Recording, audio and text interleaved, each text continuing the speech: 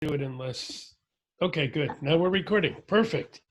Excellent. We want this for people who can't be here. Thanks, Tanya. I missed that. Yeah, I mean, this has been an interesting journey for all of us. When did this start? I'm thinking when the first person took their first breath, this circle started.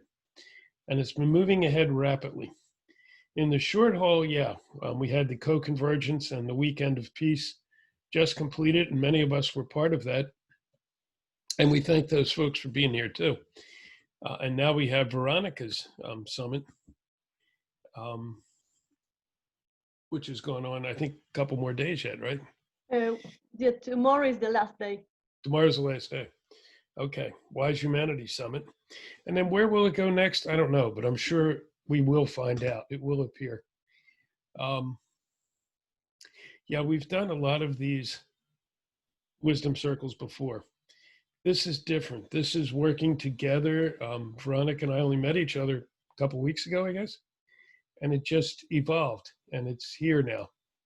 And so I'm really glad to do this. I love her pearls of wisdom.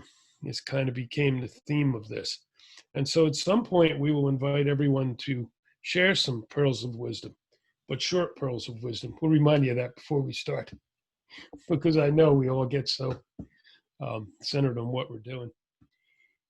So I am the second host. Then Maya is here. I'll turn it to her in a minute. And then Chief Charles Two Dog is here. Maybe after Maya introduces herself, Charles could do an opening quickie prayer. Is that okay, Veronica? Mm-hmm. Yeah. Okay, so Maya. Well, before I do that, we've always done these as White Otter Academy. Now we're doing it with Wise Humanity. So this is hybrid wisdom circle.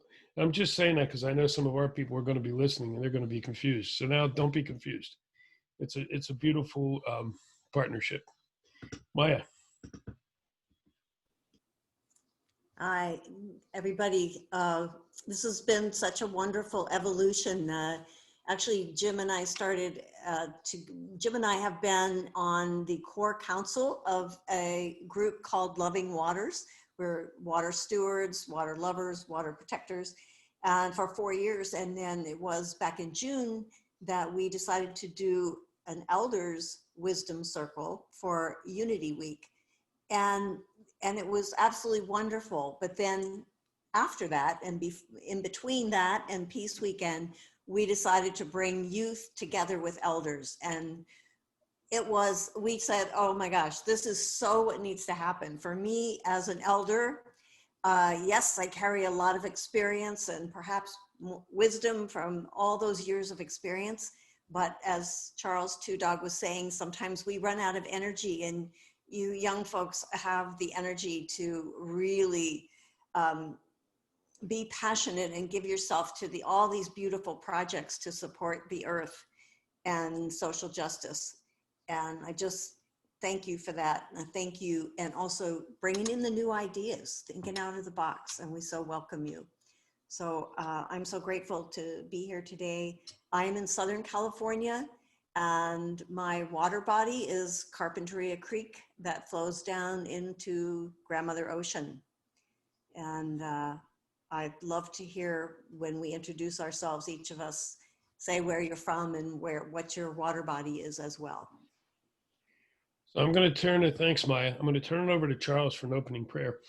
But then what we're going to do, just to set this so we can think about it, is just what Maya said. We'll go around, who are you? Where are you? Maybe quickly why you're here. And then once we get through that, because there's a lot of us, then we will go and give opportunities for people to share a song, a poem, a thought, whatever comes to them. So I hope that works. I think it will. There's 15 here now. We now also have 14, whoops, just went up to 15. We have 15 people listening from Pine Ridge Reservation in South Dakota as well. So they have lousy connections. They listen via phone and they will type in whatever. And they just say, hey, welcome, hello to everybody. Charles, would you take us open with a prayer? Oh, first off, I want to say to the Lakota, How Michante Kolalila Washte. Michante, very happy to have you all here today. So I want to say that. And here we go. Wakam Tanka Tankashila. Gichi Manitu. Buddha, God.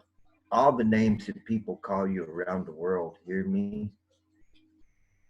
I am weak, I send this weak voice to you.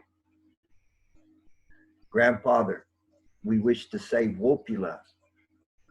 We're grateful today that you have allowed our eyes to open up one more time this morning. Grandfather, we are grateful that we walk on this earth, Mother Makahina, and that we are looking at the bigger picture that you have set in front of us for the world and for a prophecy that was set for the rainbow to come together. All people. Grandfather, we are thankful. We are grateful that this is the journey that we're on. And it's time to fulfill our hearts. One mind, one heart, one spirit. That when one hurts, we all do. When one cries, we all cry. And when one laughs in enjoyment, we all do. We're not different, Grandfather, around the world. We are all your children. And we are all relatives. And that we say, Washte. We say good. We say that we are on our way. Grandfather, in this, I say, I will follow this and be one with the world. Oh, Matakuake. Thank you, Chief. Beautiful as always. Just let that sit with everybody for a moment. This work here today will definitely be heart work. And so I suggest to everybody, if you're willing and if it feels right for you, is try to stay out of here and stay in here. This is we're going to be working from today. Most of these circles turn into, well, all these circles have turned into that anyway. So thank you, Charles. And Charles is from Kentucky. I forgot to say I'm in Pennsylvania at the moment. So I'm going to just pass it along by who I see up here. Next would be Tanya. Well, hello, everyone. Thank you so much for having me as part of this circle. Thank you, Veronica, for arranging all this. And the summit has been amazing. I've been following along. Beautiful content. And thanks, Jim, for having me in this group as well. I am in Fort Collins, Colorado. And my body of water is the Poudre River, which is right here. And I am just grateful to see so many groups uniting. I don't know if it is because I'm paying more attention or because it is happening more, but it appears as though there are so many more groups uniting and so many more like global events, global prayers, global meditations, global get-togethers of any kind. We just recently had one around social justice, and it was also a global event. And I think that's what's so important right now. I do think still that the local work is very important, but I also think we now have to collect globally as well and just unite and join forces, because there's so much we can all learn from one another. There's so much that we can achieve together when we come together in larger numbers, and tap into that united love and peace that we can all bring together. I think it just amplifies a field that's growing, or that's already there. I'm not really sure what the mechanics of it are, if it's already there and we're finally tapping into it, or if we're growing it, or whatever is happening, but I feel it very powerful and strong, and so grateful to be a part of all this and to be part of these uniting circles. And I think that all the topics, anything that anybody is working on, whether it is the social justice arena, whether it is self-improvement arena, whether it is climate change or any of that, I think all of it, I keep doing this every time I talk, all of this is having to come together now. It's just all having to unite and yeah, all having to unite. And I think I'm going on a little too long, so I'm going to pass the talking stick back to Jim. Thanks, Tanya. I've worked with Tanya for a while now. She's turning into an elder. She talks a long time. Just kidding. Okay, so next is Sue. Hi, this is Sue. I'm in Pennsylvania, near the Susquehanna River. I'm not sure what our watershed is. I know we're near the Octoraro Reservoir, which is being, they're trying to take it over. The gas and oil companies are trying to take it over for their water rights. And it's been an ongoing discussion, let's put it that way, which I think the reservoir is going to lose the way things look right now. But I'm glad to be here with all of you. And I love seeing all the young faces here, and just I'm glad to be connected and share what I can. And thank you. Aho. Thank you. All of our waters here too flow into the Chesapeake. So that's a powerful body of water we have near us. And we'll move to another place with a lot of water, over to Hawaii. Cheryl.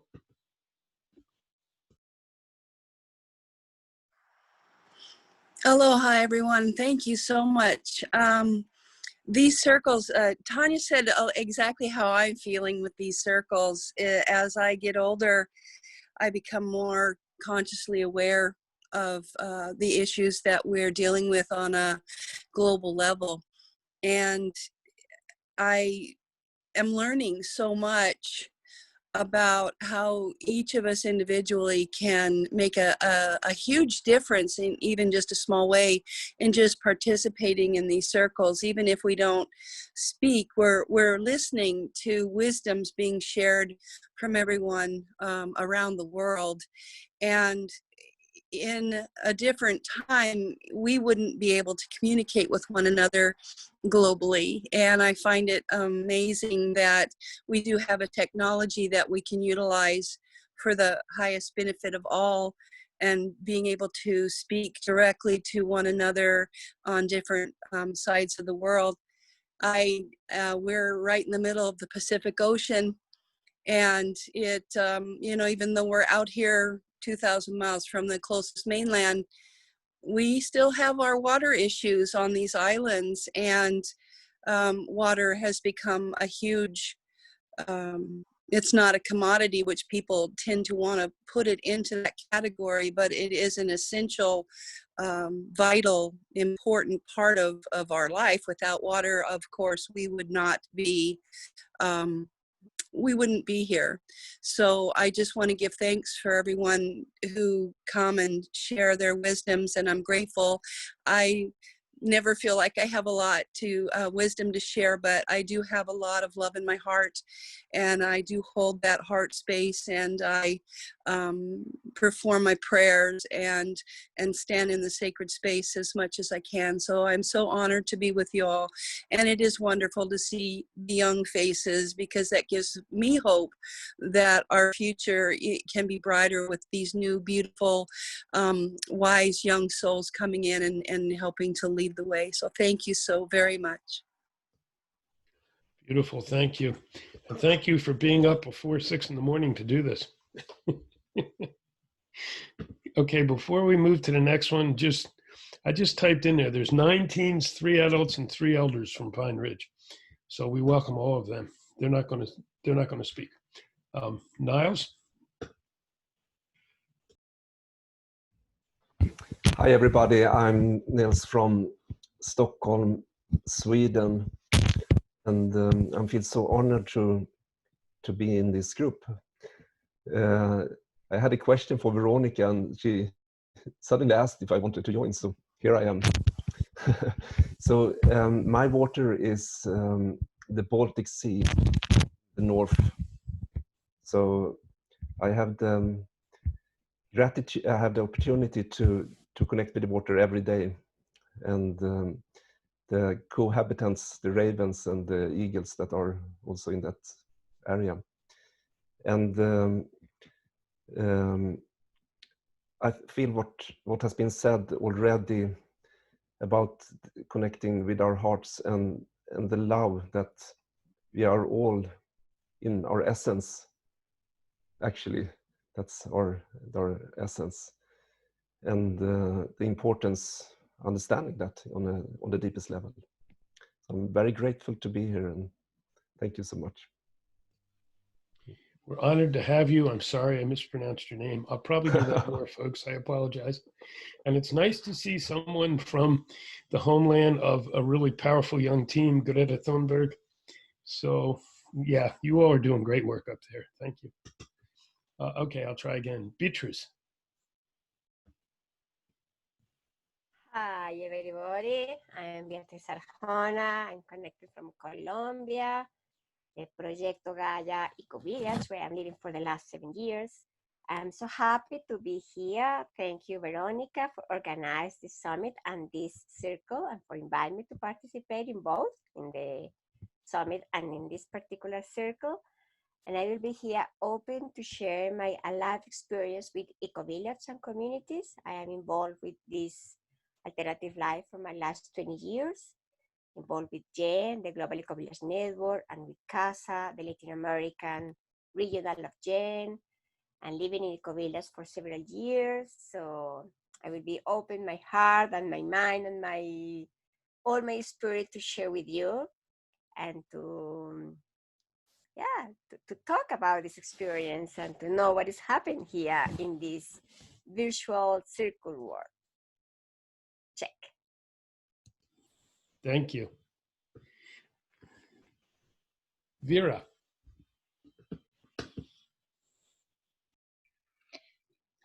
Bueno, hello everybody. I'm Vera Nazca. My English is not my language, so I try to do my best so everybody could understand me. I'm so glad here, really. I'm very nervous because I try to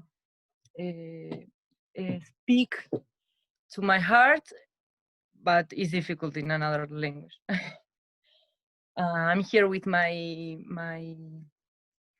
my daughter is with me. She's playing here, so maybe you listen. My body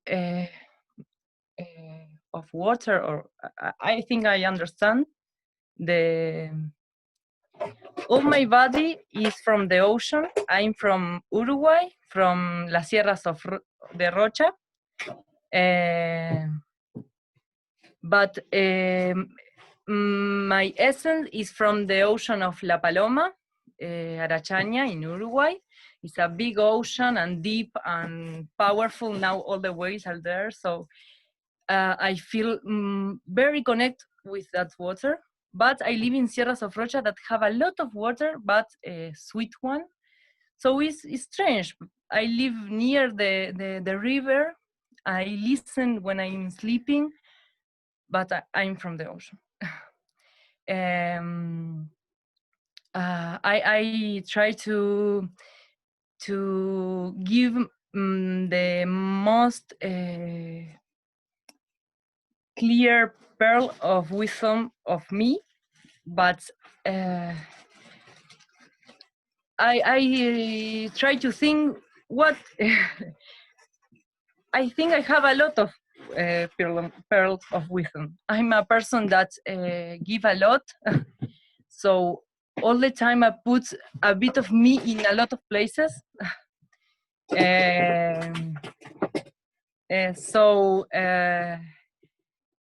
what I want to transmit is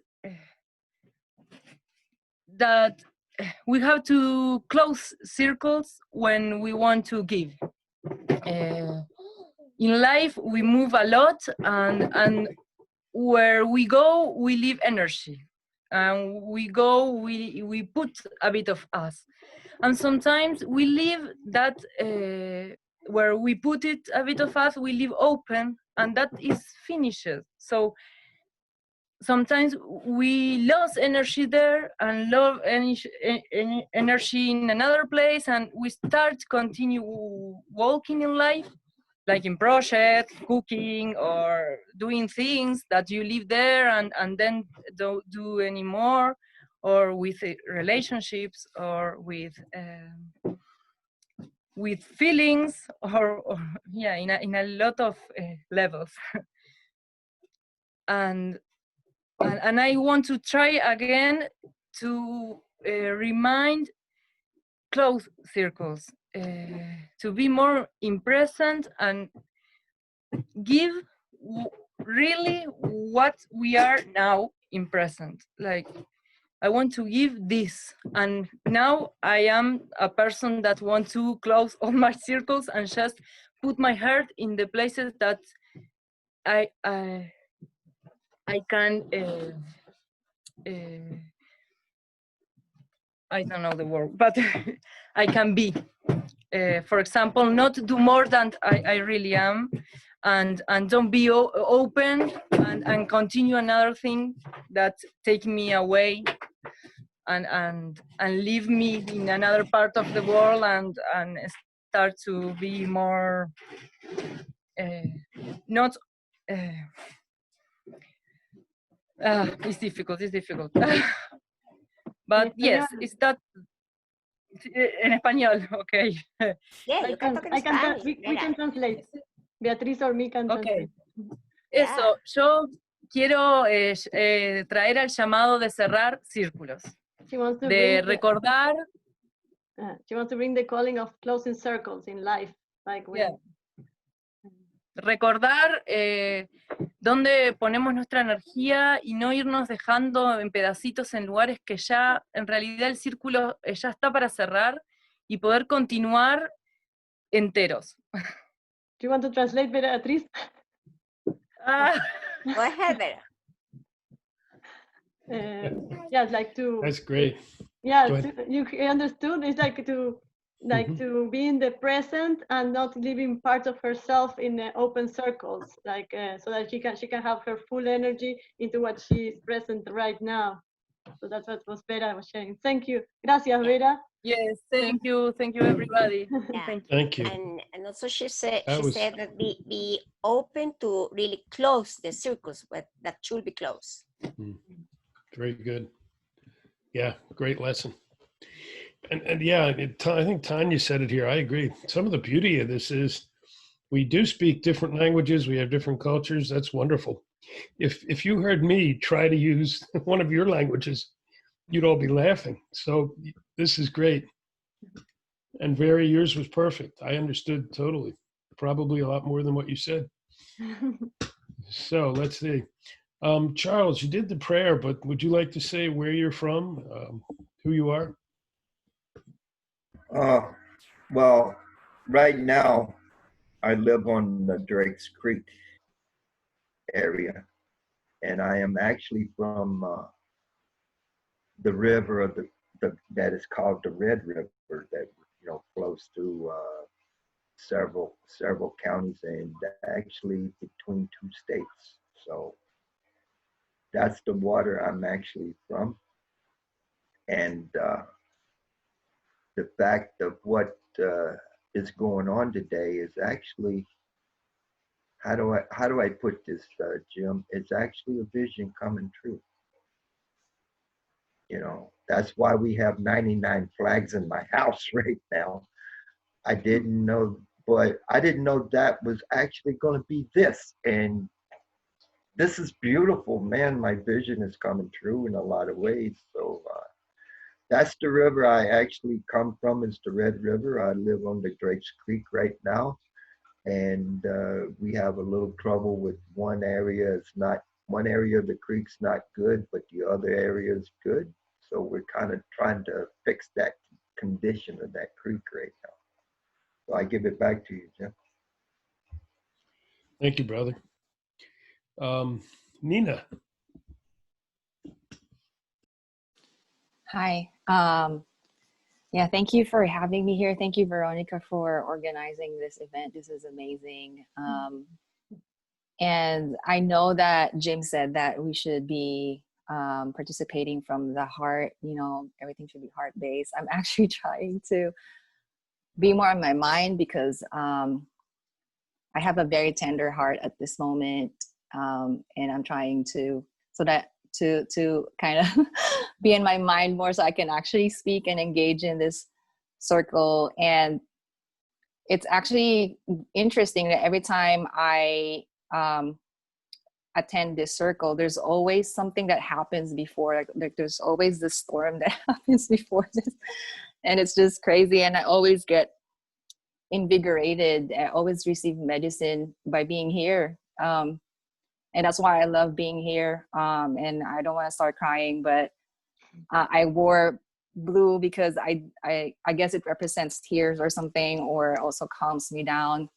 I am near the Eno River, which is also a source of healing. And I think what I'm bringing to this space today is more just about vulnerability, and especially related to the project that I do with people from marginalized community, how you know, the social injustices do creep in our daily lives, and sometimes it can get very, very challenging for us. And so just being in this space is very you know, soothing and healing and very supportive of the work that we're doing. And yeah, so that is why I'm very happy to be here. And thank you for being, for inviting me in this space, and for you all's like light energy that is just emanating around this space. So thank you so much. I really appreciate it. Thanks, Nina. While you were talking, one of the grandmothers from Pine Ridge said that you're right. Maybe it's a balance of heart and mind. So that's perfect. Thank you so much for that. She heard you. So there are some people who do not have things turned on. Of course, anybody can choose not to speak, but we want to give everyone an option. I see Dirk. Is that correct? Okay, you're on. I'm an American. My homeland is around the intersection of the Rio Verde with the Rio Grande, but right now I'm in Denmark, where the Baltic Ocean meets the North Atlantic. And the Baltic is really in need of help, deep help. I don't have any pearls of wisdom, but I've got some pearls of questions. I'm on a project right now where we're looking at how this dominant economy that is worldwide, that many people participate in, even if they don't want to, they are participating in this economy. This economy was invented, and most of the wonderful things of humanity were invented. In a way, human beings are experts. We're experts at doing what has never been done before. So we're looking at how do we create an economy that is not based on the suffering and pain of other beings. How do we create that? And I hope that this challenge is picked up by the young ones anywhere and everywhere, and the elders anywhere and everywhere, creating an economy that is not based on the suffering of other beings. Thank you. Thanks, Dirk. And we may have some people answer that later. We'll get through the intros. But good question. Some of the questions we've been working with for a while. Yeah. That's one of them. Yeah. Right, Tanya? I know Tanya's been working on that. Okay, let's see who else. Malika, you're there. Are you going to speak? Yes, thank you so much. Thank you, Veronica, for creating this event, and thank you so much, Jem, for inviting our chapter to attend. My name is Malika. I am Elite Miss Delaware Earth. I am the Newark, Delaware chapter chair for the Climate Reality chapter in Delaware, and Elite Miss Delaware Earth, where I travel globally teaching students and communities how to live an eco-friendly, healthy, and sustainable lifestyle filled with kindness. I am in Delaware, and my watershed area is Christina River. However, my city straddles two subbasins of the Delaware River, which would be the White Clay Creek Basin and the Christiana River Basin. And Delaware River means togetherness. So I too am here to learn ways I can help protect our Mother Earth globally, because after all, our environment is what we all have in common. And I'm interested in finding new ways to connect, help people, and educate students and communities around the world on how we can protect and preserve our Mother Earth. Awesome. Thank you. Boy, what an interesting group we are. I think I've gotten everybody. If we've missed anybody, Chica? Did Mashika. Mashika, I'm sorry. I was chatting with her, but she didn't speak. You're on. Oh, that's okay. My name is Mashika. I travel a lot, but I claim the Chesapeake as my body of water. I just want to share peace and unity with everyone, and I just will say that in this time of just a lot of transition and ambiguity, I just want everyone to remember that we are all in this together. I mean, we're having fun in the chat, so I don't think that it's much for me to really express more than what I've said in the chat. So I appreciate you, Jim, for the invite. And it's great to have you here. So we have quite a number. Yeah. Thank you, everyone, for introducing yourselves and getting familiar with each other and like feeling each other. But for me, it's like I share the same waters as Vera because we live in the same land. We are held by the same land. Actually, she's in the workshop of my house. We are together, and it's a sister, and I just feel like such a bubbling in my heart. It's like I had to almost hold it because I feel it's gonna come out of my chest. Because you know, when in the summits and when I do the live with people, it's like I'm one-on-one or something. When we are like this, it feels like, you know, this picture of the world and you see the lights connecting different points of the world. I feel like this right now with you all, and that people that is watching is also connected. And of course, everything else is like just in this, I mean, we are all connected all the time, but just to bring this kind of circle, for me, it makes it very alive in my body. So I just wanted to share that, and that I'm very grateful and looking forward to hear all the voices that are here, and also would love to hear all the voices that are out there, especially elders and youth as well, because there's so much there to listen. Thank you. Thanks, Veronica. So why don't I read what you wrote, and then should I turn it over to you and you take the discussion from here? Or we go back and forth, however it works. But I want to read this because I don't know, it really brought me into what this would be about today. This is something Veronica wrote when she invited us all. The invitation is to share a pearl of wisdom. It can be a short talk, a poesy, which I guess is a poem, a song, a project, a prayer, in relation to our waking up into our interconnection with all generations, genders, cultures, into unity with all species and existence. I just think that's incredibly beautiful, and it told me exactly what this was about today. And for somebody who's worked or tried to work on unity for a long time, it certainly made my heart sing. So with that, I turn it over to Veronica to open the whatever comes next. Thank you, Jim.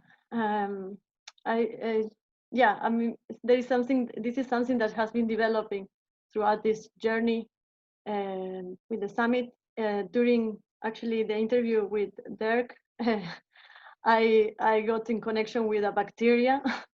And for me to connect with a bacteria and feel to cry because of thinking how beautiful a bacteria is, it was really touching. And I went out of the interview and drove, and I just couldn't stop crying of looking at the trees and everything. So I just wanted to, that when I wrote this, I just was feeling that connection. It's like I got in contact with that, and thank you there for that. And then, you know, the beauty of getting in contact with this is that you can feel connect with it again and again and again and again. It is expanding, expanding, expanding, expanding this connection. So I would love to create that by sharing our pearls of wisdom that feel the connection with other people's wisdom, because I feel that also wisdom sounds like very big and is something that is not accessible for all of us, but it is within everyone. And this is huge. You know, when I say, can you share pearl of wisdom, can sound like, ooh, wisdom, but actually there is wisdom everywhere in the everything. So yeah, I invite you to share, and yeah, I feel that we are one, and whatever you share, it's mine, and everything is ours, and we are here to co-create. So thank you, everyone who is here. Thank you, Jim, for holding this. I couldn't do it without you, Maya, and everyone who is here. Thank you, really. So yeah, I open for the sharings. If you would you like to hold the sharings, Jim, the opening of the mics, or do you want me to do it? Okay, I don't care. I can. Thank you. I'll do my sharing first if you want, so I can be kind of and jump on me if I go too long, because I tend to be a long-winded elder. I think I didn't know what I was going to share, but I think what I want to share is a walk I took probably 55 years ago, maybe more, when I was young, and walking with my father and taking a camping trip. And I just compare it to where we are now, and I understand why we have to do this and unite. And with my father, we would go and we would find a trail. He had a couple trails he loved, and we would start hiking up the trail. We never saw any trash, almost never. And we would hike up and we'd take our time, and we would get warm. And so we'd take our canteens and we'd dip water out of the pond or the stream beside where and we'd drink it. It wasn't a problem. We never worried about it. And we'd get up to the top and we'd be hungry, so we'd catch a fish for dinner. We never worried about that either. We'd listen to the birds that were everywhere, birds all around us. And I think about that now and the young people going out there. And this came up in an interview we did the other day. And I've thought more about it. They don't have a lot of what I just said. You can't dip your canteen into a pond or a stream unless you want to be ill for a week. You have to take a bag with you so you collect trash along the way. You don't really want to catch a fish for dinner because you don't know what's in that water or in the fish. And the birds, oh, there's probably less than half than there used to be. It doesn't have to be that way. As we unite and unite our spirits and our prayers, we can change this again. We can create ways that are eco-friendly, sustainable. We can stop using all our resources like we are the masters of this planet, which we are not. We are just one species. And that's what I think I'm about today. I'll just add this for our friends in Pine Ridge, see if they put any more. They were burning sage and sending it to all of us, which is a cleansing of our spirits, but it's also for them a prayer. They want our words to go up so we can come together. They heard when the social justice piece came about. They've dealt with a lack of social justice for generations now. And so let's keep these things in our hearts as we create these new things today, as we step forward and come into the light. Thanks. Talking stick in the middle.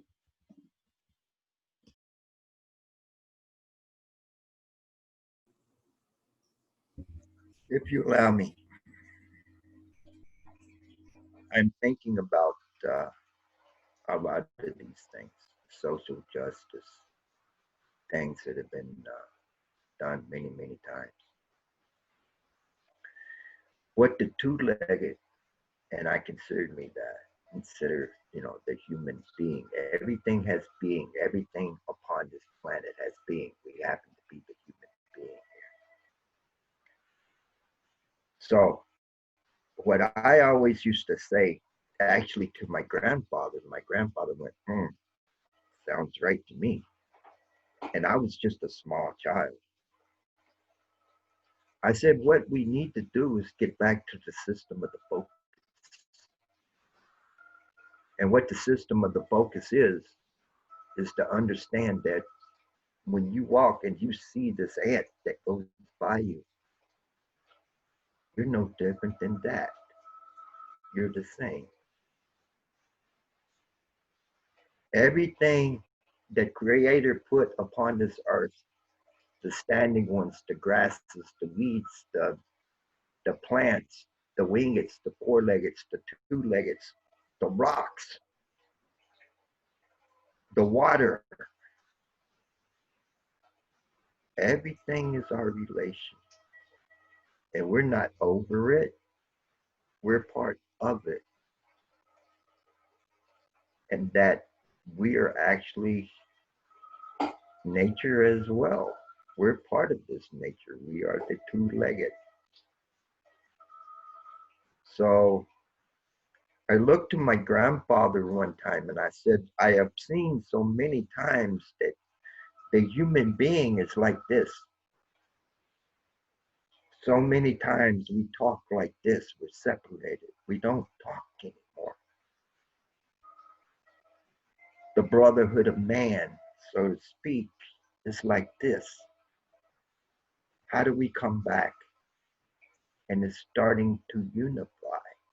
And that great circle of the people of the world, black, white, yellow, red, of the sacred four directions are now talking. And what a wonder, what a marvelous, wonderful thing to be seen. We have no enemies with each other. Because actually when you come home, you love your wife, you love your husband, you love your children. You eat with them, you talk with them, you laugh with them, you cry with them. We all do that. None of us on this sacred earth, Mother, are really different. As the human being, we're not different at all. So it's a wonderment to me. And my grandfather looked at me and said, wow, grandson, I didn't even have to tell you that. Because you also have to listen to the children. Sometimes the young people that you think that has always been pushed backwards, they got wisdom you never even knew they had because you didn't speak to them. We all have that system of the focus to look at. It's time to go back to the mountain and get focused. And that's why I'm here. And that's why I'm loving this rainbow of the human being, that it's happening. All that prophecy of all the people from all the four directions are coming. And that time is now. So that is why I am gratefully honored to be here, because this is the thing. And I want you to understand one thing before I let go. Tatanka Yotanka You know, Miss Setting Bull stated, we do not own the earth. She owns us. And in many ways, that's overwhelmingly true. Okay, we do not own the airs. We do not own the waters. We do not own the land we say we bought. In the end, she owns us. So it is that to be a caretaker of this earth mother that we walk on and help her. Every day she does something for us. And every time you look as the winter blanket, the white blanket goes away in the winter time, I want you to think about something. And you see the springtime coming, you see the leaves coming, you see the young animals walking, you see the flowers blooming. I want you to think, our earth mother just become pregnant again and new life has come. We're not different around the world. So I give that stick back in the middle, Jim. Thank you, Charles. Powerful words. Let me, while you were saying that, I was typing in some things from Pine Ridge. This is from the young folks at Pine Ridge. We must create justice because governments will not. Our elders say coming together is now. So the young people there were saying the same thing you were. That's beautiful when that happens. So thank you. Got to keep listening to the young ones, that's for sure. I wonder,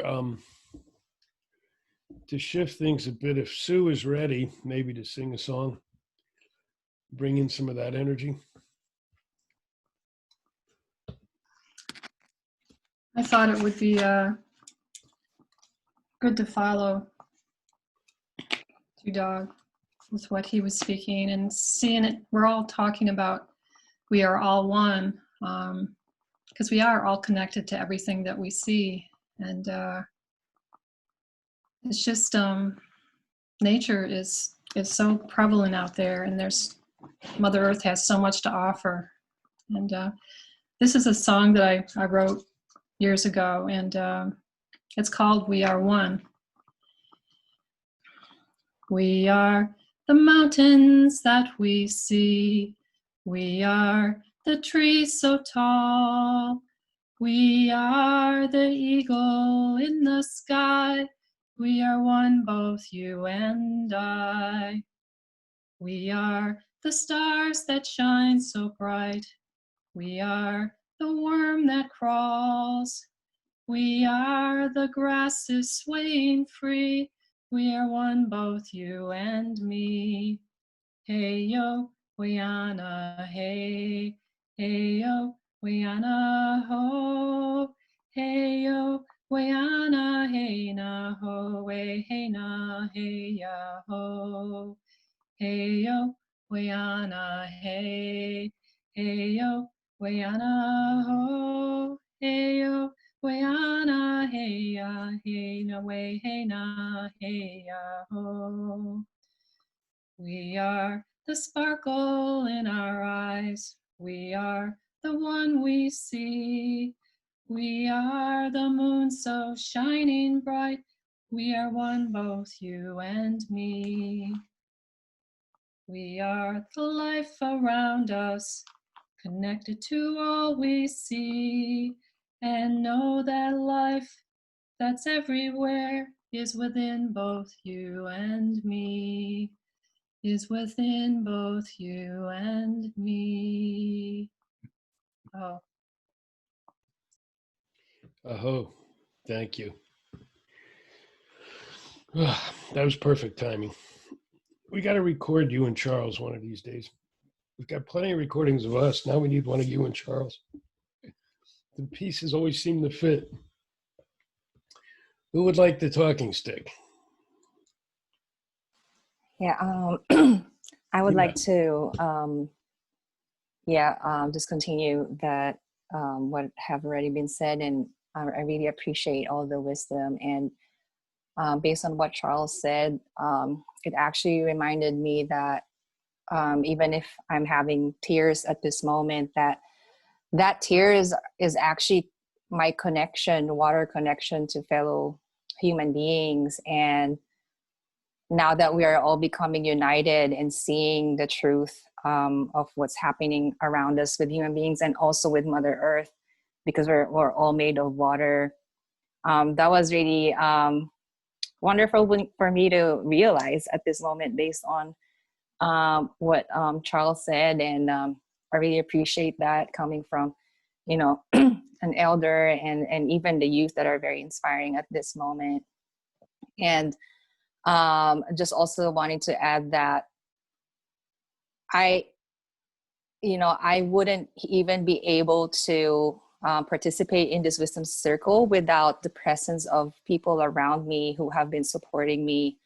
So definitely uniting and seeing each other and being present. And thank you all for being present with me in this space. Even after I shared that, I really felt that, and that really holds me. I feel very held, and I feel like, a lot of people who are experiencing social injustices, this is what it's funny because this is actually what I planned to say for my wisdom thing, is that they want people to be present with them. They want to be seen, and they want people to actually be there and actually do the work and with them and walk with them. And that's exactly how I felt being in this space. And a lot of them are, I don't know why I want to say this, but some of them, because, when Charles said about the separation, a lot of them are still in that space of feeling isolated and separated.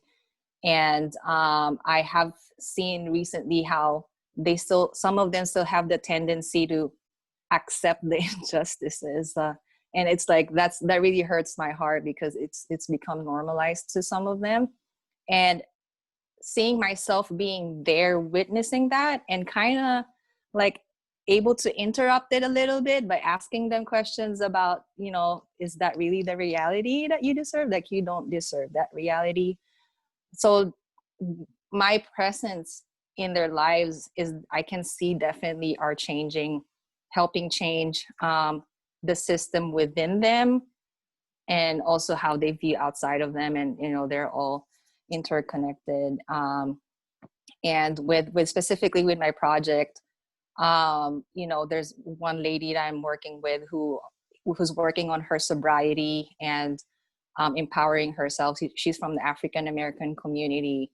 And I have seen how in her daily life, there are so many things that come up almost every day that are not her fault, and always, keeping her from becoming her free self. And usually they don't even have like direct connection to Mother Earth. Like, their surroundings are not usually green, and they don't usually have that access.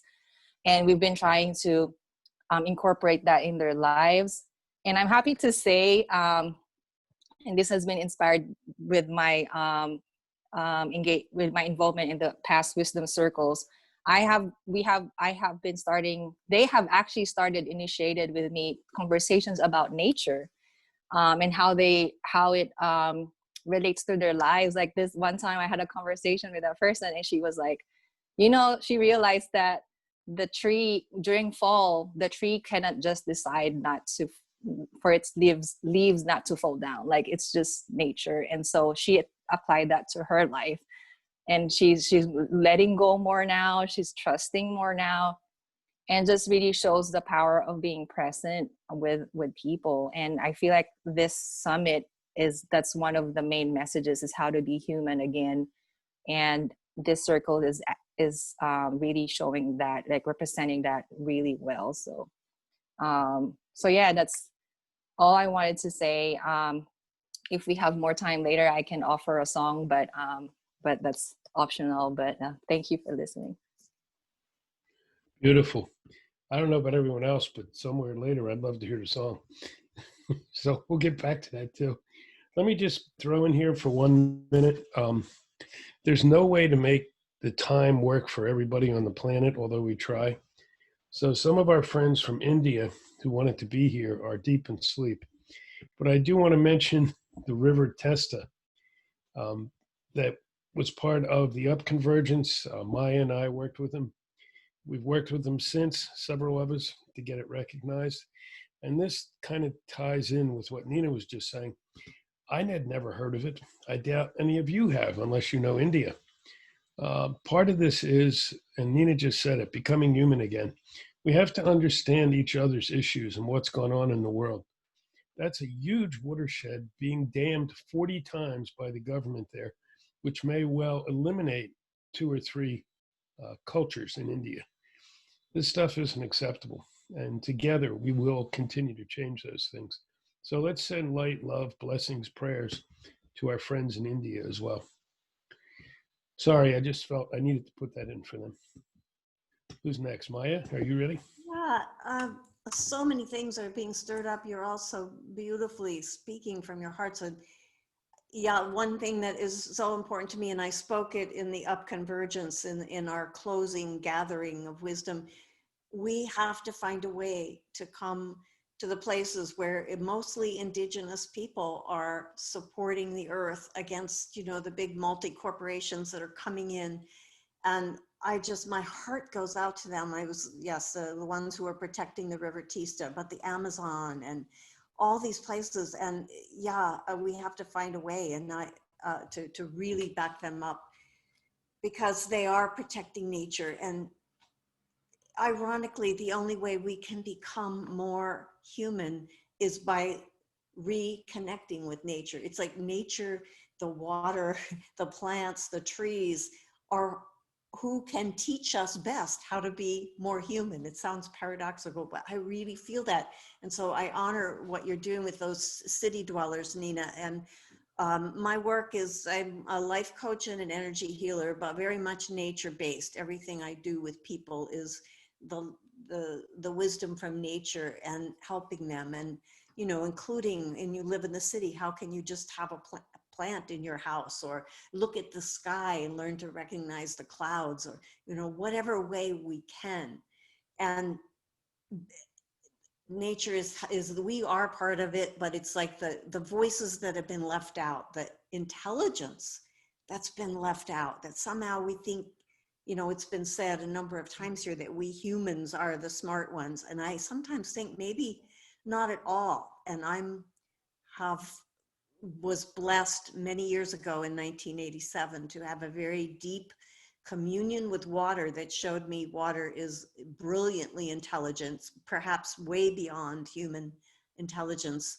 It had a loving heart connection, but also it transmitted so much information to me. And since then, you know, I've been devoted to working for the water. But that in these times, so grateful for this beautiful technology that we can connect this way. But I notice for myself, I have to come back into balance, walk away from these computers and go lie on the earth and have my deep personal connection with the beings, the other beings, and listen. I've been asking them to guide me. What's my next step? Talking to the water, listening to the plants, putting my back up against a tree. And that part of that is self-care. You know, rejuvenating ourselves, but part of it is including these other voices in our decision making, like you know, talking about how the economy has to change. We need help from nature to show us how we could have a new economy. And so I would like to finish my speaking here to read a poem that I like Sue saying she's written her songs a long time ago, and now they're so relevant. This poem I wrote a long time ago, and to me it speaks of that deep, intimate relationship with the earth and nature. It's called Your Body is Our Body. Oh Pachamama, hear our prayers. Know the language we speak today is your language. Sage, grass, mud, stone, solid bones that hold this flesh. Your body is our body. We embrace as one, remembering we do not exist without your breath, your bread, this sacred hoop you've given us to dance within. We stretch to its edges, scooping earth and sky, stir in fire and pour water, sing the ancient songs, draw the mandala of all that is. Eyes closed or open, my brothers, my sisters, or me, all the same in your arms. We cuddle on your breast, pulse to your heartbeat, drum on your skin. How could we ever be lost? There is no map, but I am forever guided home, blessed and blessing every step of the way. Blessed and blessing every step of the way.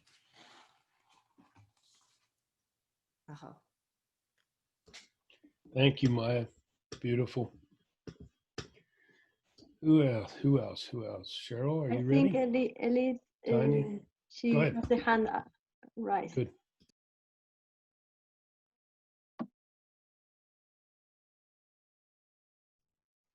Yes?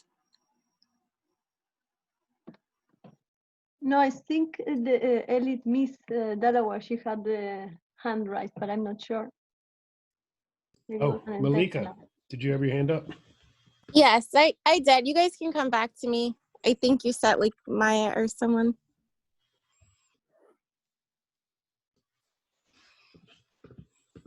Do you Okay. want, Sherry, do you want to go on? Or- I'm ready, but I would love to hear what Malika has to say. Okay, thank you. So I was just gonna say, like, I remember when I was younger, picking fruit from the backyard with my grandmother, then washing it off and baking the most delicious pies for our dessert that evening. And I remember living in the suburbs, going biking and hiking with my friends and not seeing any litter. However, when I moved to an inner city area, all I saw was trash everywhere, litter on every street, pollution in our air and water. Sometimes it wasn't even safe to drink the water. And it was just like night and day in the two different communities that I lived in. And as a result, I now have asthma and respiratory problems, which leaves me frightened during this pandemic to even leave the house and get essential items for my mom and I. But I just know like the healing properties of nature, like going out, and even if I'm just walking to my car, doing my part to do like a little community cleanup and let the sun kiss my cheek and help heal me. And I just want to share that with everyone in hopes that they can also find healing properties with connecting with nature. And, you know, if you're going somewhere, take a trash bag with you because you never know what you're going to see. And by picking up that litter, you can reduce both the air and water pollution.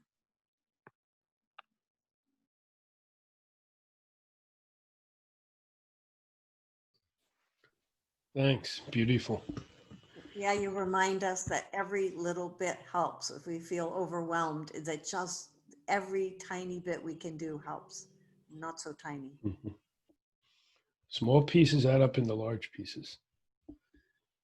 Okay, Cheryl, you're on. Take it to Hawaii. I'm glad I waited to listen to what you had to say, Malika. I feel the same way. Sometimes I feel so overwhelmed when I think about the condition that the earth is in now versus how it was when I was growing up. And sometimes I feel like I'm not doing enough, doing my part, but it's the small things, you know, having that little recycle bin in the house and making sure that everything's getting recycled, bringing your own bag to the grocery store, little steps like that. And I just have to learn not to be so hard on myself and recognize that it just baby steps, you know, and if we all take baby steps, you know, millions of baby steps lead up to great changes. And I chose a creation story that I wanted to share today because it reminds me of our interconnectedness with everything and how the human species really isn't the smartest species on the face of the planet. And I'm holding my phone because I don't have a computer, so I'm also using a second phone because I copied the story on, it was easier than writing it down. And this is called Grandmother's Creation Story, and it's by Sharon John, and she is a Creek medicine healing woman.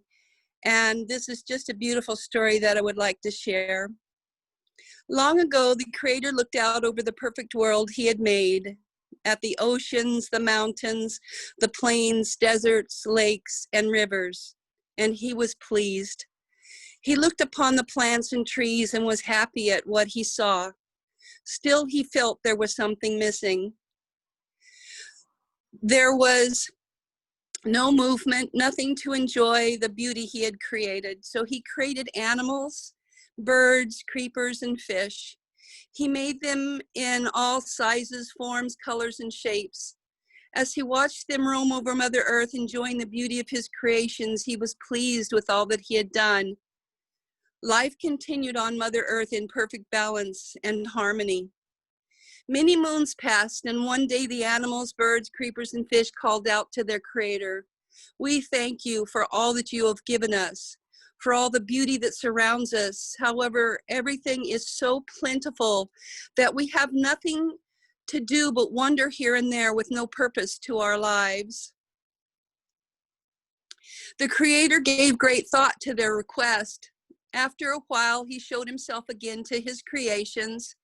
He told them he would give them a weaker creature to take care of, to look after and teach. This creature would not be so perfect as his other creations. It would come upon Mother Earth weak, small, and knowing nothing.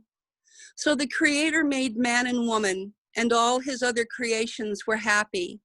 Now they truly had a purpose in life, to care for these helpless humans, to teach them how to find food and shelter, and to show them the healing herbs. The humans under the care of all multiplied and grew to be many. Still, the animals, birds, creepers, and fish took care of them. As the humans became stronger, they demanded more and more from their brothers. Finally, there came a day when a human demanded more food than he needed, and the animal would not grant him his request. The man, in great anger, picked up a rock and killed the animal. From the dead animal, the man discovered that he could use the meat to feed himself and the skin to cover his body.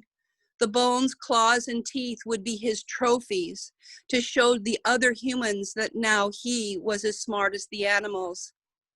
When he showed these things to the other humans in their greed to have all that they had, they started killing all of their animal brothers around them. The Creator watched them all, humans, animals, birds, creepers, and fish. Finally, he called the remaining animals, birds, creepers, and fish to him. The Creator told them that he had decided to take them all to his spirit home and leave the humans to rule over Mother Earth for a period of time until they recognized the error of their ways. The animals, knowing that the humans could not survive without them, begged the Creator to take pity on their human brothers and sisters. Because the animals showed compassion and pity for the ones weaker and less wise than themselves, the Creator listened to their pleas. Because you are good and have followed my ways, I will grant you your prayer. To protect you, I will no longer allow you to speak with humans or guide and protect them. I will make you afraid of them so that you will no longer approach them. I will create a spirit animal to represent each of you, and to this spirit animal I will grant one gift that he may use. If a human lives in a good and kind way and follows my path, they may ask me for one of my spirit animals to guide and keep them on my path. This spirit animal will only come to humans who have a good heart. And so today, we seek our spirit keepers to learn how to be as kind and wise as our animal brothers. In seeking them, we wish to learn how to please the Creator as the animals did before us. Aho.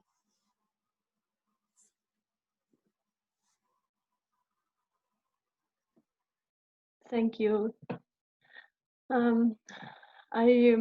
want to grab the stick and thank everyone. One of the things that have been coming to me when I was listening to everyone is this the element that we talked about in the opening ceremony and the generations. And I had this vision of the wisdom that is in each generation or in each stage, starting with babyhood and children. And if I think of an element that is related to them, feels like they are like the spirit and they have so much connection with the spirit, you know, they're so pure. And then the youth comes with the wind, and they get together with the fire and move around all this. And we adults are like water connecting all around, and then the elders are like the ground. And I don't know, I just got this vision when you were all talking. And one of the things I have learned to understand is that to not see ourselves and nature and everything around us as resources, to see everything as brothers, sisters, you know, partners with Mother Earth and children of Mother Earth. But this was a big thing for me, to not see anything as a resource, you know. The water is not a resource. Mother Earth is not a resource. I am not a resource. I don't want to see other humans as a resource. And this is one of the things I'm interested in multi-generational events and multi-generational meetings, and to kind of come together and learn there. That is the school for me. So transforming the education is something that I'm very interested in. So because I don't want my children to learn to be a resource, and this is kind of, you know, adapting, and all of this is part of the training in the schools in a way. So to liberate from that. Another thing that I wanted to share is that, and I think this is very beautiful, and I learned it as becoming a mother, is that when we are adults, we kind of learn to be a parent, no, to take care. Like that for me is like the main meaning of being parent, and anyone can be a parent, no matter the age also, but to take care. And then if we see as all humanity as a child, you know, and we as our own parent also, because as we need to take care of our inner child, we as a global mass of people that we are one, we also can be our own parent. So when you are a conscious parent, then you don't deal with the behavior of the child, because you want to go to the root of it. So what is the root of us creating all this mess, all of these shadows that we have been talking about? The root of it is the immaturity, I think, in a way, being unaware, not realizing this, that we are not a resource and everything is a resource. So I love to hear all of you that we are going in that direction, where we are aware of that life is a gift. We are here to take care of ourselves and guard the land where we live on, and these beings living there, and our children, and then to be able to reach there. Then we need to kind of focus in growing up and dying, letting things die, and to be able to grow up and really take the responsibility, the beautiful responsibility of embracing this gift with love and care.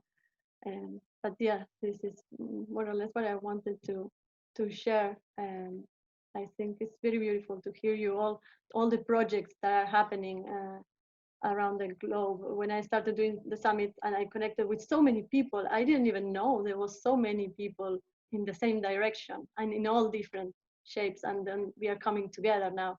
We're coming together like this and in other ways, so we can grow up together and be this parent to take care of ourselves and this planet that is holding us. This is our mother and all our sisters and brothers, trees and animals and bacteria and insects and everything. We are together in this. So thank you. I leave the stick.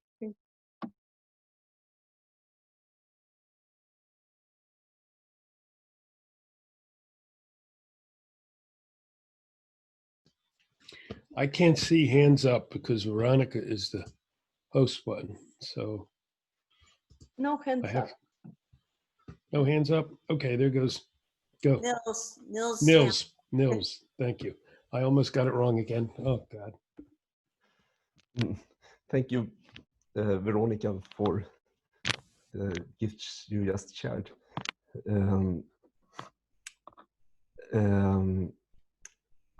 I have a background in medicine and in psychiatry, and I just wanted to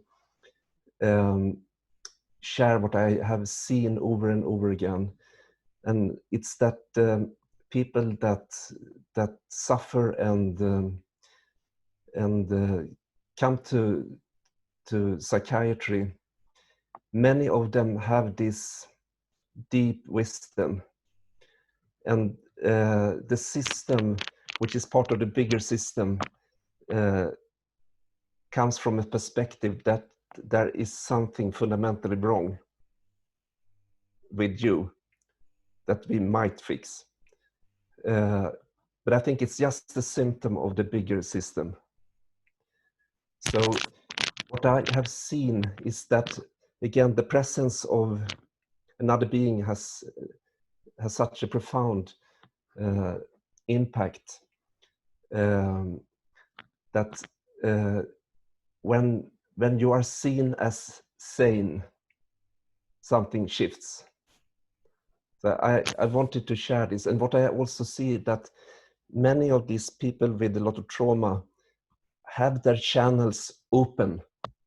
They are connected. So the trauma lies like a filter of that connection, but they are actually so open. So I see so much sanity and wisdom actually in these people that we might consider in the bottom of the society. So I wanted to share that understanding of those people. And I also want to share a short experience up in the north, in the Sami people's land, far north. The Sami people live in Norway, Sweden, Finland, and Russia. And there are some areas that are still not destroyed by the human. And I was up there, and nature spoke so intensely to me. And one night I saw this place that I felt this is a place for dreaming. And sleeping on that place, I had this nightmare that went on and on and on and on. And I fought for my life in that dream. And I understood whatever I did didn't help. So suddenly I understood in the dream that only love can change. And then the dream completely changed. And yeah, so Mother Nature is asking us to come in this time so intensely, I think. Thank you so much.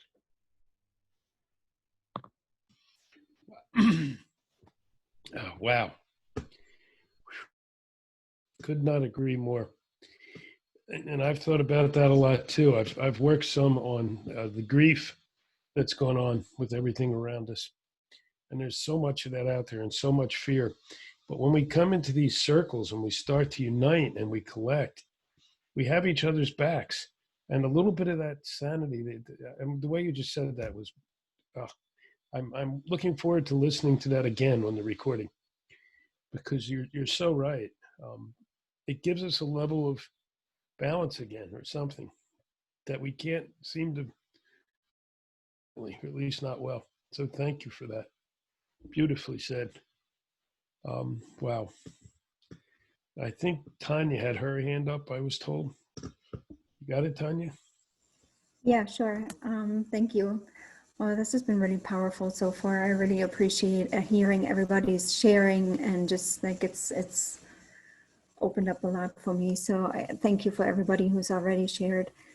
And I think one thing that stood out for me too, when you were sharing, so when you were sharing your song, and Maya, your poem and the story, Cheryl, was just the importance of the arts. Again, I wasn't sure how that was going to come up for me, but there it is again. It seems to be a topic for me these days, that the arts are just so incredibly important, because they unite us in ways that other things don't necessarily have the ability to do. Like a song, we don't need to understand the lyrics to the song, but the music in it of itself opens up something, right? And I do believe it's the same for poems as well. It doesn't necessarily, we don't necessarily need to understand the words exactly, but it still does something for us. And so does any dance and any kind of arts.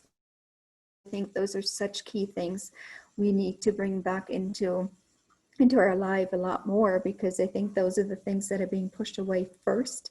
If you look at schools, for example, you know, the first funding that gets cut, if there is any issues, are the arts. And it is heartbreaking, because that is the thing that enlivens people, and that the children especially enlivens them and gives them an opportunity to express. And yeah, so that was just something that came up when I heard your song, Sue. And the nature piece, I wanted to comment as well, because nature has always been incredibly important for me as a child. And just as I'm sitting here in this circle, I realized that as a child, I had dreams that were overwhelming of nature being destroyed. And anytime I grew up in Germany, we had a lot of nuclear power. So nuclear power plants all over the place. And I remember every time we would drive by one, whether I saw it even or not, or other big factory type things, I didn't even have to have my eyes open. I would feel, and I would start to get panicked, and I would start to get overwhelmed, and I would start to get horrible. And as a child, I didn't know why that was. But now looking back, I'm like, oh, wow, I realized I was able to pick up on those energies back then, and it was overwhelming to me. And so that's why for a long time to deal with any of it, because too big to approach. And so I'm grateful now to be in a place to finally be able to hold all that. And yes, there are things happening that are not great for the planet, and there are also enough things happening right now with all of us reconnecting to nature, reconnecting to ourselves, where we can do something about that, and we can all unite to work on that together. And it doesn't have to be just one person, but we all individually do our own piece, and when we bring it together, we can move mountains. And I think that's what I love about these circles, is just to give me so much hope. They give me so much connection and understanding that there are so many people out there who are on the same path, who are wanting the same thing. And it's so incredibly inspiring. So I am feeling so honored and so blessed that I get to be included in these circles, because they really help me keep moving forward personally and give a lot of people hope.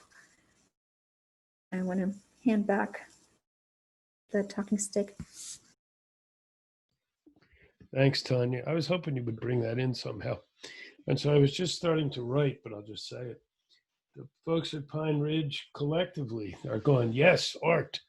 Art is critical. A lot of art in the Native American communities. So you got a big thumbs up there. I think I was told that Charles had his hand up. I wanted to touch on what my last brother just said here. So I wanted to relay something. You know, this is just me in a personal life, okay? Of course, Jim, you met me when I was 7, 8 years old when we marched together. But the reason I'm going to say this is that I was a child that fell through the system, okay?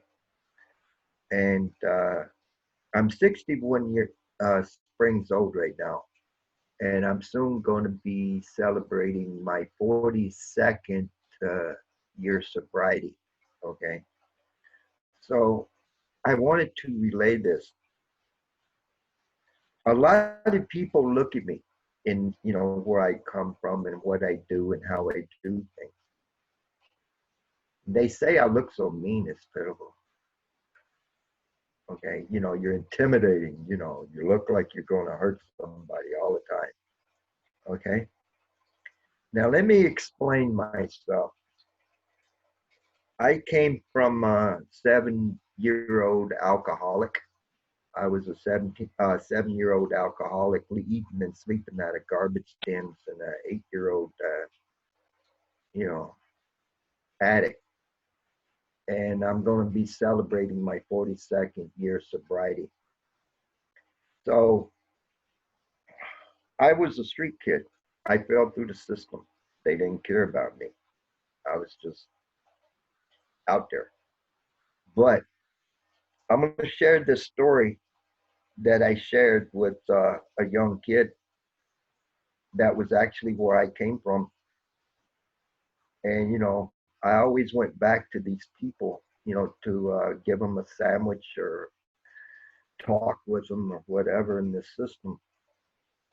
So this young kid, he was sitting back and he was like, you know, he didn't really want to listen to him. So I gave him a native story about this. So I'm going to share this story with you. This goes out to any young person that is having a problem with a family. They're out on the street and you're drinking too much, or you're doing too much of the other, whatever. So I'm going to share this with you. This young man sat with me. I said a long, long time ago, there was a young man seeking a vision. And as he was seeking this vision, he walked up to a medicine man and sat with him and told him what he was wanting to do. So they went into the inipi, they took the pipe, and they smoked. They smoked the pipe, and they prayed, and they prayed, and they smoked the pipe, and they sent the smoke up to the Creator. And as they come out of the inipi, the sweat lodge, they crawled out of the sweat lodge. The medicine man said, "Go, seek your vision." And this young man started going up a mountain. And as he was walking up that mountain, there was a snake. And he looked down and saw the snake, and the snake spoke to him. He said, "Pick me up, for I'm cold. Take me down the mountain. I need to warm myself. Place me on a rock." The young man said, "Oh, but I know you, snake." And he sidestepped the snake and went further up the mountain. And as he was going further up the mountain, he looked down the second time, and there was that same snake. And the snake spoke again. And he said, "Pick me up, for I'm cold. I promise I won't bite you. I want to place me on a rock when you get down. I just wish to warm myself, for I'm cold." Young man said, "Oh, but I know you, snake." And he sidestepped the snake and went further up the mountain. Third time, almost to the top of the mountain, he looked down, and lo and behold, what do you think he saw? Oh, he saw the same snake.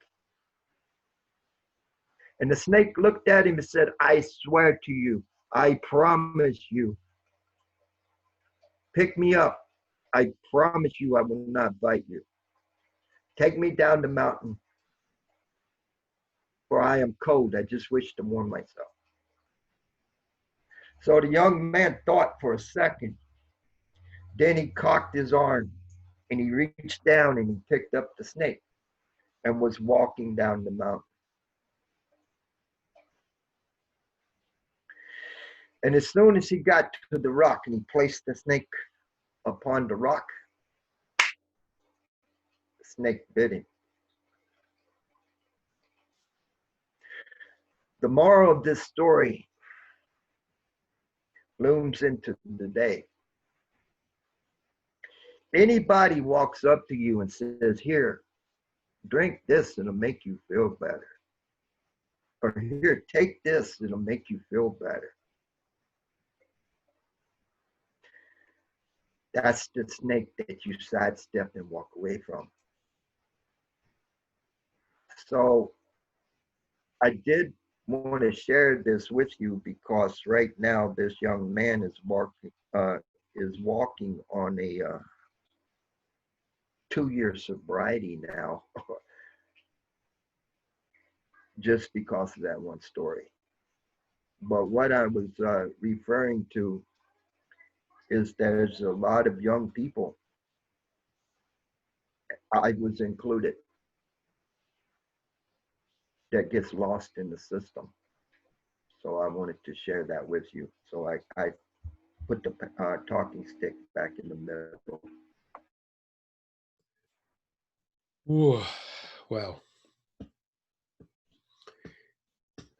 Thank you, Charles.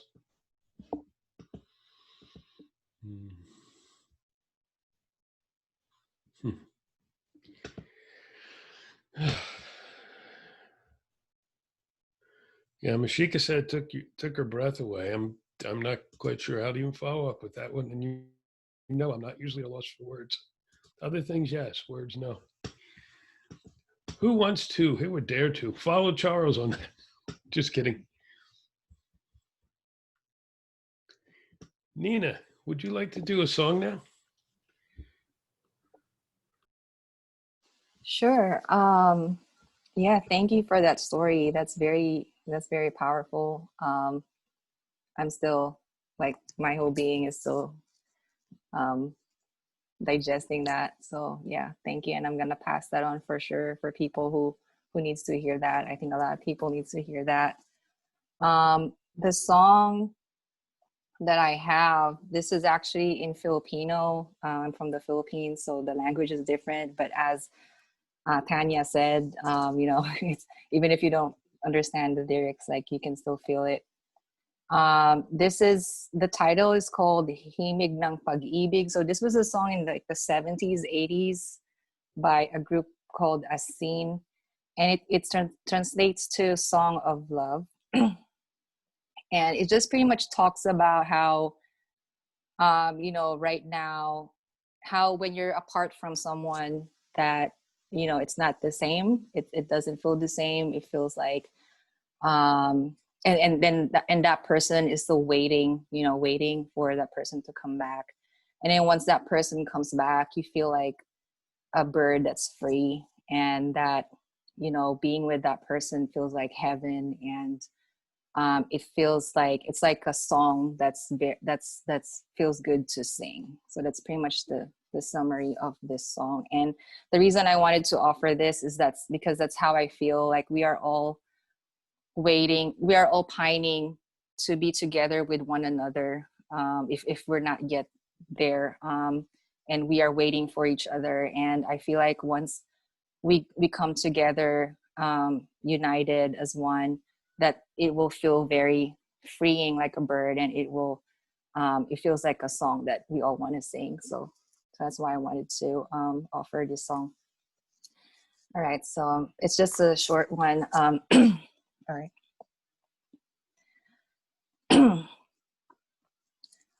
Sa pagsapit ng dilim, ako'y naghihintay pa rin sa iyong maagang pagdating.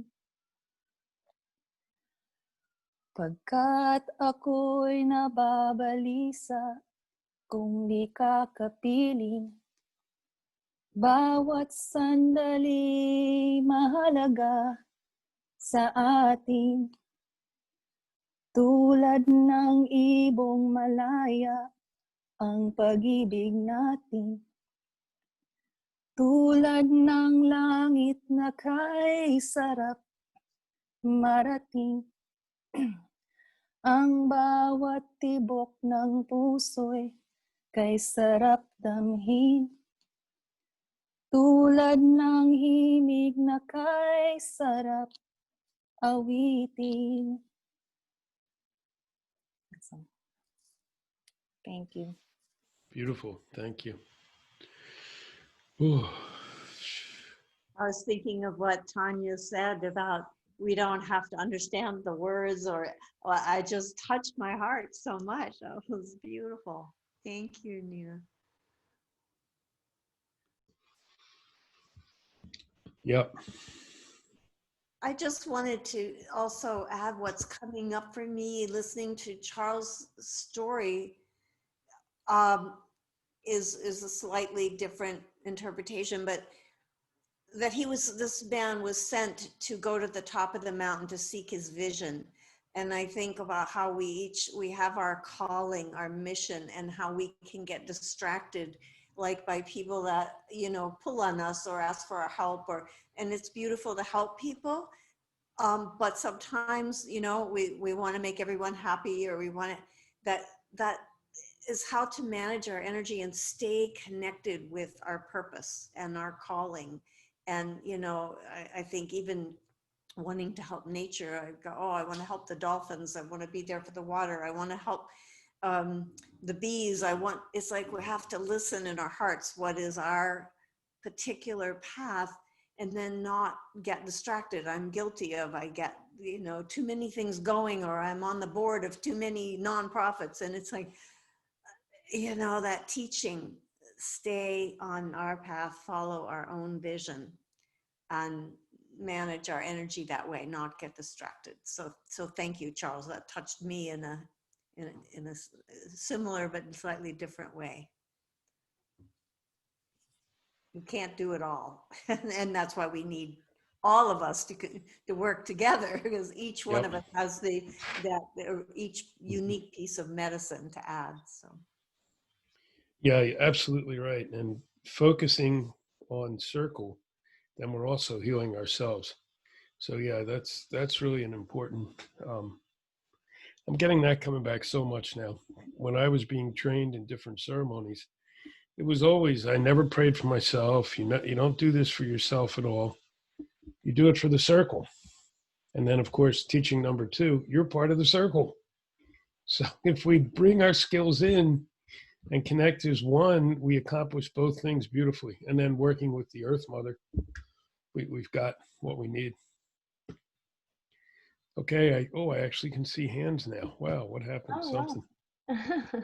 So let's see who's up. I think there's the same one, the same hands from before. Oh, Tanya, did you have hand up again, or? I wanted to share something that is kind of like linked with Vera that I forgot to share before. Here we live in a community or in a eco neighborhood of around 100 people, and I'm happy to be able to say that we are living quite, in peace with nature, and exactly where we live, there is 5 hectares of only animal access. We cannot go in, humans, so that they are safe there. And this is thanks to the people who started guarding this land. That is actually Vera's mother, Ana Lucia. And I'm participating with them in a project that is called Healthy Earth, like Tierra Sana. And we are doing beautiful things in peace with nature, like medicine and from plants. And I'm learning so much from them. And we go to schools and share this as well. And I just want to voice that there is a lot of small groups in eco-villages and communities that Beatriz for sure knows more because she's in the Global Eco-Village Network, but like gladly a lot of people is moving to the countryside and starting to live more in peace with nature and having small projects that are interconnected, you know, with local producers and like eco-agriculture. And I think this movement also, you know, and it feels so beautiful to see the work that is happening energetically, more like activist and then also local and everything together. It's like we are doing something, I think, very beautiful right now. So I just wanted to share this. I don't know if Vera and Beatriz will want to share a bit more, but I just wanted to bring it up. Thank you.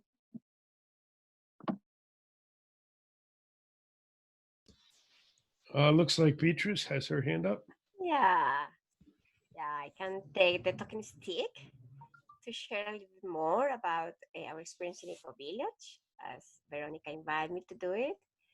Yeah, I think to live in a community is one of the best way for our inner growth. Because when you live alone, you don't have mirrors to see yourself. But when you live with others, not only with your family, but you live with an extended family as a community, you have dozens of thousands of mirrors to see yourselves. So you are like lovely force to improve yourself and to realize your connection with yourself, with the nature, and with the others, and to really connect with your own wisdom. That all of us, we have our wisdom, but many times we are distracted by doing and doing and doing. We are just distracted. But when you get connected with yourself, you realize your inner wisdom. You realize that you are God, that you have the divine in yourself. Just get the connection and realize that you are God. And realize the connection with the nature, that we are not part of the nature. We are nature. We are not part of, we are nature, which is totally different. And realize our inner being and our interbeing. I think in English it's called interbeing. We are interbeing with everything: water, the moon, the sun, the sky, the plants, the animals, the other human beings.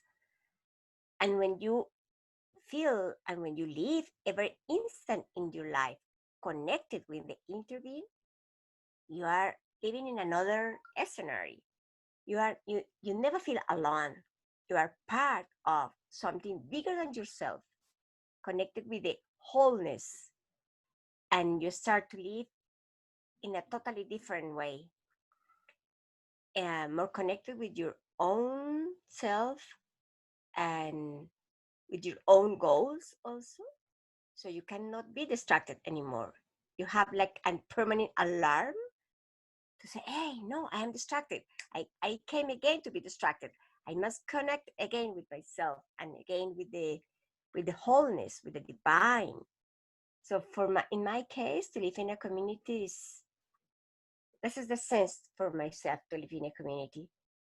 To don't allow myself to be distracted, as the normal society invite us to be permanently distracted in the consumption, and by doing and doing and doing many, many things, but not being. To don't be a human doing.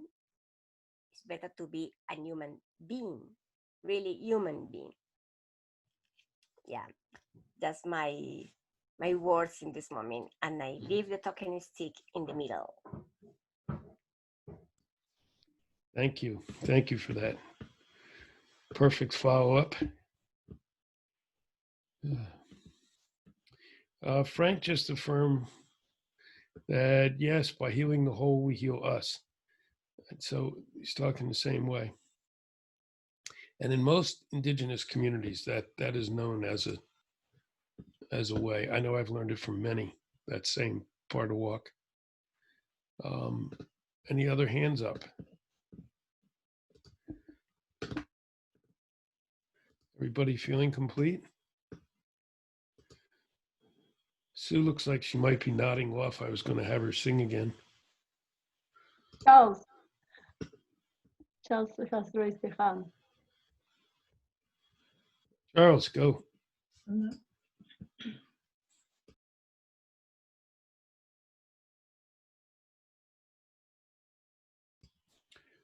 Charles, you're muted.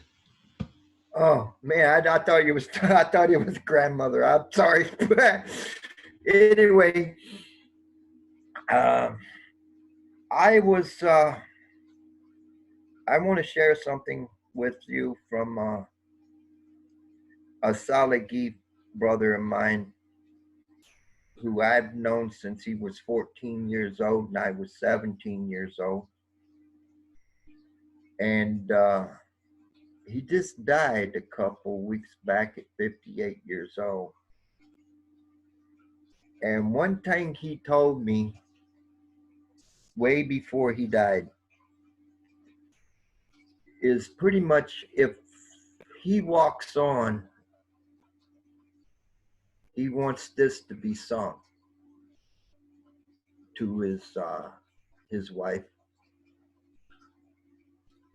and to anyone that has had a soulmate or a marriage and one has lost another. And he always wanted me to do this if this happens. So I'm going to share this with you real quick. The song only has just a few lyrics, but you say it maybe 4 times. So I'm going to share this with you. Song goes like this. Someday we'll meet again under the moonlight. That's where we stand. We fall in love, never ever let you go. Hey, hey, hey. Someday we'll meet again under the moonlight. That's where we stand. We fall in love, never ever let you go. Way hey, way hey, oh.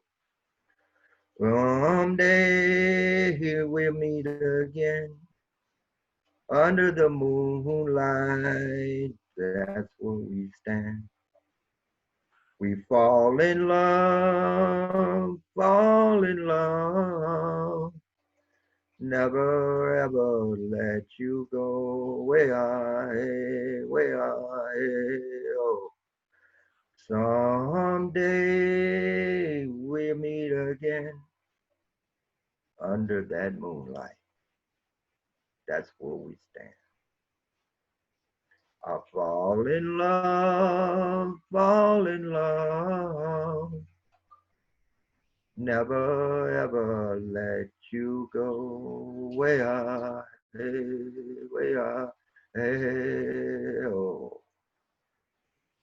Thank you. Thanks, Chief. Beautiful song. Sue, you want to do another song? Yes. This is one that I haven't sang for a while. I did sing it with another group, and I wrote it 7 years ago, and it was in September, so it was around my birthday time. This is Pain and Pleasure. Pain is a place where we sometimes go, not knowing what to do to free our soul. We look at the past or fear what's to be, feeling alone, just wanting to be. Pleasure is around us, within us, and near. We just need to seek it and know it is real. The smallest of things can bring joy to the heart. A flower, a bumblebee, a walk in the park. So acknowledge your pain, then set it free. Then go into your heart and take time to see The beauty all around you, so plenty, so free, and connect with that flower or bumblebee. Life is all around us, a pleasure to see. You will know it when your spirit is open and free. Remember the feeling of a smile in your heart and let it remain for the rest of your life. Oh. Great, thank you.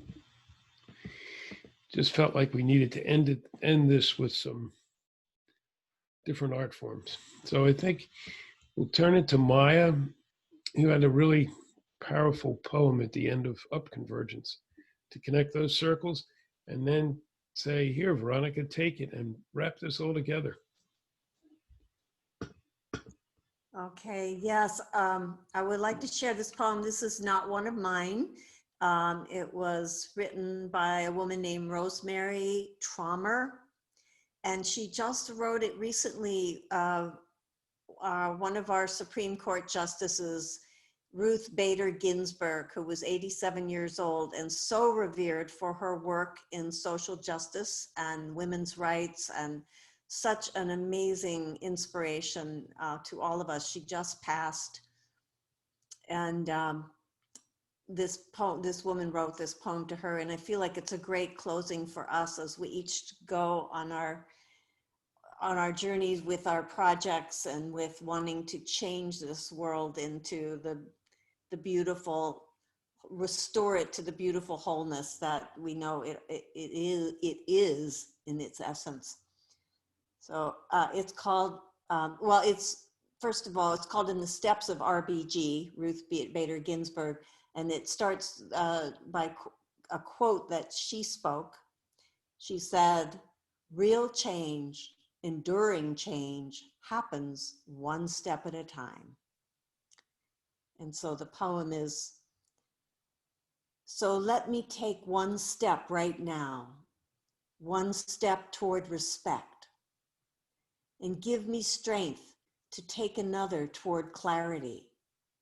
And though my feet might feel like stones, let me take another step toward justice, and another toward equity, and another toward truth. And though my legs may feel leaden and slow, though someone else may step on my toes, may I inch toward forgiveness. May every step be toward a bridge. Enough divisiveness. And as I go, may I find joy in the stepping, grace in the edging toward great change. But even if there's little joy, let me step anyway, then take another step, and another, and another.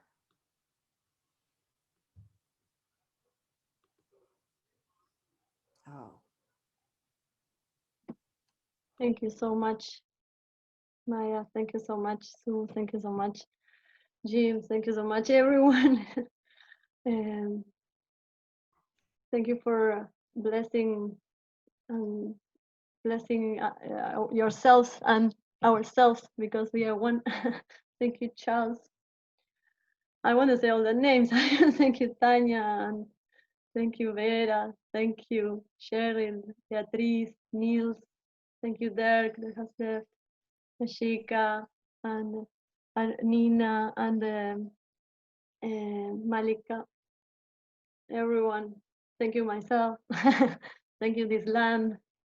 And yeah, thank you, my friend Tekla, who did this medicine painting for me and always accompanies me and reminds me of the inner power we have. And I want to thank for all the pearls of wisdom that came here, and we were sharing before the meeting that we were all meeting together. And necklace, we are meeting. I don't know. We are all have this wisdom within, all around the globe, all beings, all existence. We are part of this. I just feel my heart is beating very strongly, so it's hard for me to find the right words, or like the right words. But I just want to share this, that if you are at home and you rub your heart, you will get in contact with that